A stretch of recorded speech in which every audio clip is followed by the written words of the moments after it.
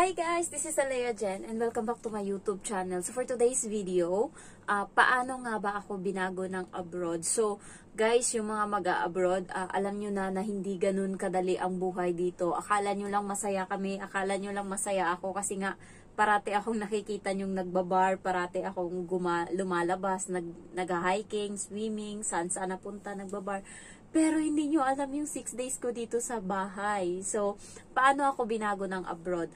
First, kung may mga subscriber ako dyan na nagde-day off ng Friday, message nyo ako kasi meron akong Friday nitong Friday, meron akong booking ng Shan Monastery, yung Buddha na puti na malaki, mas malaki pa daw yun sa Big Buddha, sabi ng kaibigan ko. So, bago ka makapunta doon is kailangan mo mag-book ng parang appointment. So, ang tagal ko nang gustong pumunta doon and hindi ako makahanap ng paraan para makapag-book, mahirap. So, ngayon natsyempohan ko siya kasi Friday open, pero pag Sabado Linggo mahirap makakuha kasi parating full.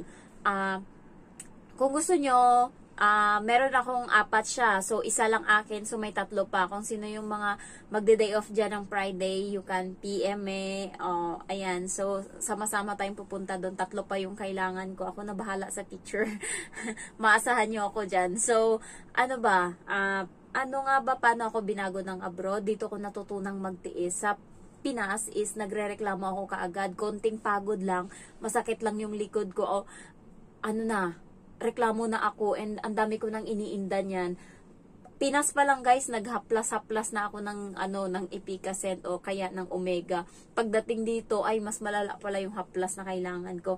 Sa Pinas, kapag nag-inarte lang ako, kapag sasabihin ko lang na ay, ang sakit ng katawan ko, pagod ako, merong sasalo ng mga gawain na dapat gagawin ko. Halimbawa, pagkatas ko kumain, hindi ko man lang mahugasan yung plato ko kasi nga nag-inarte ako. So, sasabihin ngayon ng asawa ng kuya ko, sige lang day, lagay mo lang dyan yung... So, sasabihin ko lang ngayon sa girlfriend ng kuya na pagod ako sa trabaho. Sabi niya, sige na day, lagay mo lang dyan, ako na maghugas niyan mamaya, sabay-sabay na pagkain namin. So, ganun lang ako. Tapos sa Pinas nga, kapag naglalaba ako ng damit ko, mga kalahating araw ko yan siya matatapos kasi marami muna akong pahinga. Kapag nakita kong nangalahati na yung lagayan ng balde, kasi hand wash din ako sa Pinas, kaso nga lang may upuan doon, may tabla, so madali yung buhay ko.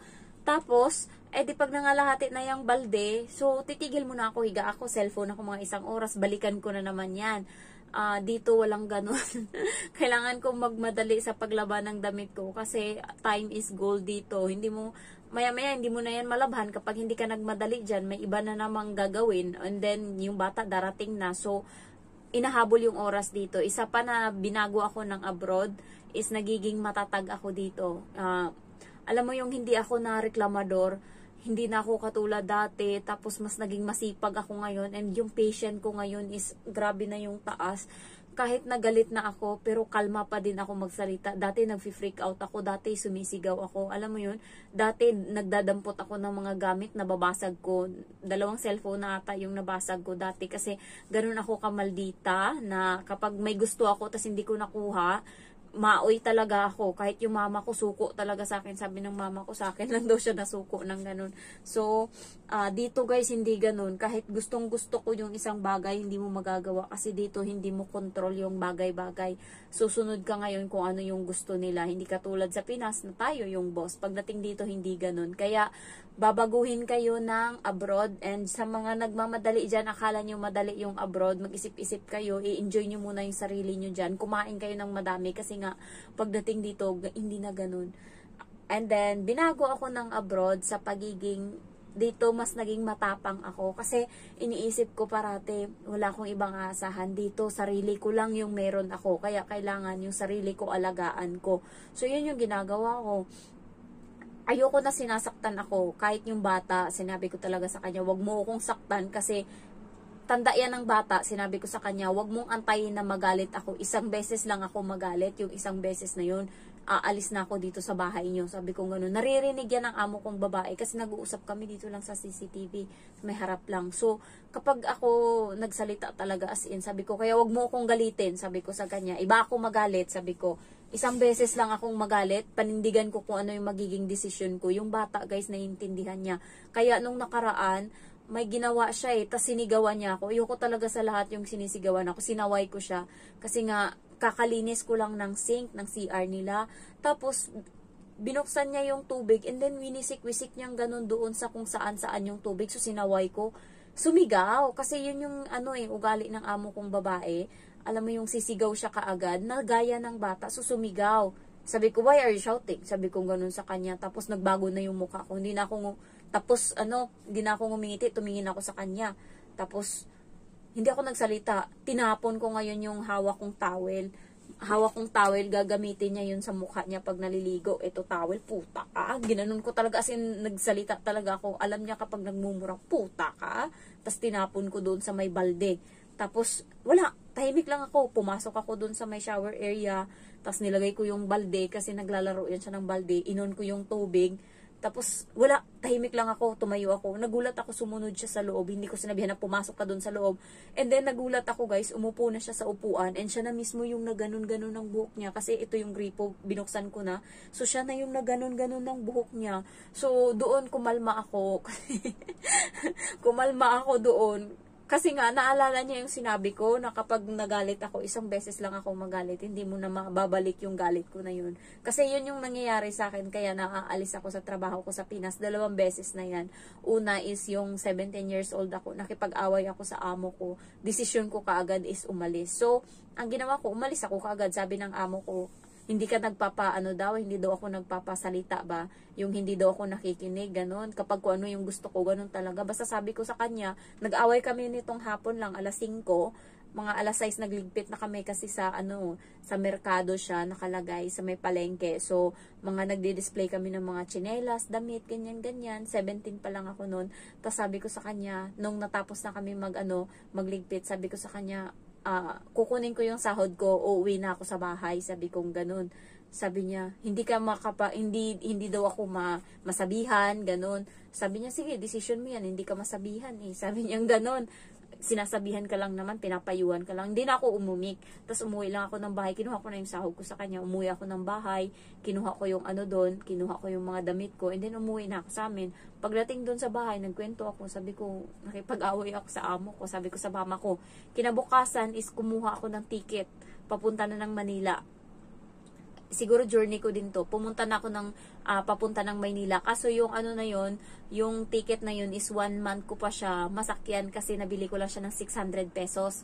Ko lang noon 17 pa lang ako nung time na yun. 17. Ayan. So, ang ginawa ko is nag-text uli ako sa amo ko kasi humupa na yung galit ko. Sabi ko sa kanya, magtatrabaho muna ako sa iyo 1 month, sabi kong ganun. Pagkatapos niyan is aalis na ako kasi may ticket na ako pa ibang lugar pa Manila. Sabi niya, sige, balik ka dito bukas, duty ka na. Sabi niya ganun. Tapos ayun, edi bumalik ako, tapos nang hinayang sila nga nung umalis na ako. And nung time na yun may jowa ako doon, nung umalis ako, nagulat din sila na yung jowa ko umalis din doon. Wala, parang naging boring na yung palengke. So, ang nangyari is umalis ako, munta ako ng Manila. 3 beses pala nangyari. Kasi yung sumunod is, nagtrabaho ako sa kantin. Yung may-ari kasi doon, Marites ba, chismosa, yung hindi siya marunong magpahalaga ng katulong niya. Alam mo yung pumapasok ako alas 5 ng umaga, tapos uuwi ako alas 9 na ng gabi. Tapos hindi ako umuupo sa trabaho ko kasi naghuhugas ako. Kaya sabi ko sa inyo, matiisin ako. Naghuhugas ako, and then yung pa ako, natutuluan niya ng tubig. Kasi syempre, pag nagmamadali, tapos dami kong ugat-ugat nun. Ayan, so, nag-away din kami, kaya umalis ako doon, nag-apply ako sa mall. So, umuwi ako tapos na sa mall, naka 1 year na ako, umuwi ako ngayon ng probinsya. And then, kinuha ko yung kapatid kong babae, minto ka ng Manila. So, yung katabi nung kantin na tinabawuan ko bago ako napunta ng mall is, Ilonggo yung may-ari doon, yung katabi. So, doon kami nagtrabaho kasi bago ako umuwi, nag-sideline muna ako doon. So, alam niya na dadalhin ko yung kapatid ko, doon kami magtatrabaho. So, doon kami nagtrabaho dalawa. Naka 1 year din ako doon, and then nakipag-away na naman ako. Pero right hand ako ng amo ko na yun. Ako yung tagahawak ng pera. Kasi nga, yun na, nagbakasyon siya kasi namatay yung nanay niya. So, ako yung may hawak lahat sa pera, control. Ang pera namin nung mga time na yun, siguro sobra 100,000. Ayan, ganyan kaganda yung business niya nung ako yung may hawak. Kaya sabi niya, hindi na nga daw siya babalik kasi kaya ko naman na daw. So, parang sinaway, ewan ko ano nangyari noon, basta biglang nag-away kami, and then hinubad ko lang yung hairnet ko, sabi ko, uwi na ako te, sabi kong ganun, tapos yun, binitbit ko yung bag ko, tapos umuwi ako sa bahay, umiiyak, kaya ayoko talagang magalit dito, kasi nga, yan din yung mangyari, alam na alam ko na talaga, kasi nga, yung sa galit ko, buti na lang sa company ko, bago ako pumunta dito, naka 7 years ako doon, hindi nila pinapatulan yung galit ko, kahit yung bisor namin, yung pinaka area manager namin, minsan na ano yan, prangka kasi ako, buti na lang kamo na anuhan niya yung ugali ko. Minsan pag sinabi ko, ayoko ng ganyan, ayoko. Buti na ano nila, kasi malakas din ako bumenta, ako yung top 1 nila na sale eh. So, ayun lang, binago ka ng abroad, marami kang babaguhin dito sa abroad. Dito sa abroad, kailangan mo magtiis.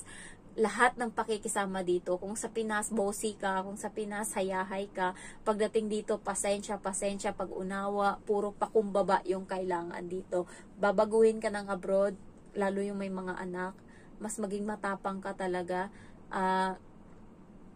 mas maging ano ka, alam mo yun, mas maging palaban ka sa buhay. Dito kailangan mo talagang alam mo yun, kasi sarili mo lang yung nandito, kakampi mo. Kaya yun yung parati mong ingatan. So, buti na lang kamo napunta ako sa matino na amo. Paano na lang kaya pag sama-sama, edi hayahay ang buhay, away parati, baka matagal na akong lumayas. So, ayan, magwa 1 year and 2 months na ako, diba? Galing-galing, nakaya ko, pero parang kulang pa din yung 2 years ko. Sabi ko dati 2 years lang, magpapahinga na ako, pero yung bahay, hindi pa tapos, kaya mag-extend ako. Diyos ko Lord, pagod na ako. Ayan, so baka matandang dalaga na talaga ako nito. So, ayun lang guys. Ingat kayo sa journey nyo dito sa Hong Kong. And thank you for watching, and shout out pala sa subscriber kahapon na nagsimba kasi kami kahapon sa GIL na church. And then, ewan ko, nahulog yung flag. Hindi ko alam kung sa likod o sa harap na flag. Basta kinuha ko. And then, inabot ko sa babae sa likod. And then, nagulat ako, tinawag niya ako. Tapos, pinakita niya yung video ko na sa YouTube na nagsasalita. Sabi niya, di ba ikaw to? Sabi niya gano'n. Sabi ko, hi.